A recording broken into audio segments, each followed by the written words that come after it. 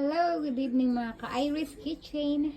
Nagluto tayo ngayon ng salsyadong isda. Salsyadong dalagang bukid. Dalagang bukid.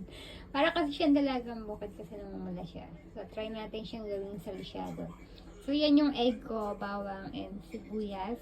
Then, yung kamatis. Ipiprito ko muna siyempre yung isda. Yan. Ipiprito ko muna siya para okay sa alright. So, yan, naprito ko yung isda. Magigisa na ako ng magigisa na ako yan. Naprito ko na siya. So, yan, nagisa muna ako ng bawang sibuyas. Igisa muna natin siya. Igisa muna ako. Stop ko muna ang pan para hindi masyadong mahaba. So, yan. Nilagay ko na yung kamatis. Nagisa ko na yung bawang and sibuyas. Then, habang igisa ko siya, lalagyan ko siya ng salt. Lagyan natin siya ng asin. Teka, maingay. Maingay yung exhaust pan nito. Sorry. Hinapay ko na. Lagyan ko na siya. Ganyan kasi ko pa nagigisa ako. Timplahan ko na. Tapos lagyan ko din siya ng baking. Gisa ko lang. Gisa lang tayo. Sa totoo lang, ngayon na ako magluluto ng salsyadong, salsyado. Nakaluto na yata ako dati kaya lang nakalimutan ko. So, maganda lang din ako na makluto. Patayin muna natin. So, yan, lalagyan ko din siya ng paminta. Para may lasa na siya mamaya. And konting mag-a-add na lang tayo ng konti-konti. Hindi mawawala ang ating hagis-hagis. Patayin ko muna. Ayan, I think okay na siya. Mag-a-add ako ng water.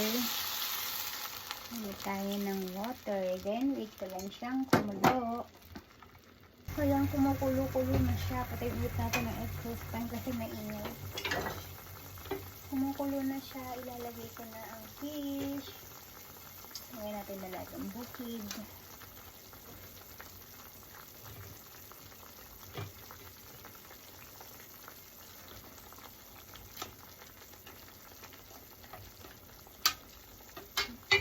Ko lang siya dyan.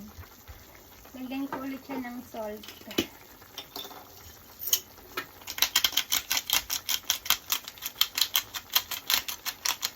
Salt and ng bitchin.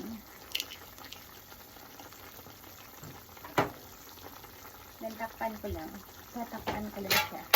My God, sorry. And then after 3 minutes, open ko siya. Baligtad ko yung fish. Ayan naman ang prito. Yummy. Yan lang yan. Sip-sip ko muna yung sabaw niya. Tatakpan ko ulit para lang lumasal sa isda yun. Pinimplahan natin. So, yan, bubuksan ko ulit after 5 minutes. Ulit, 5 minutes.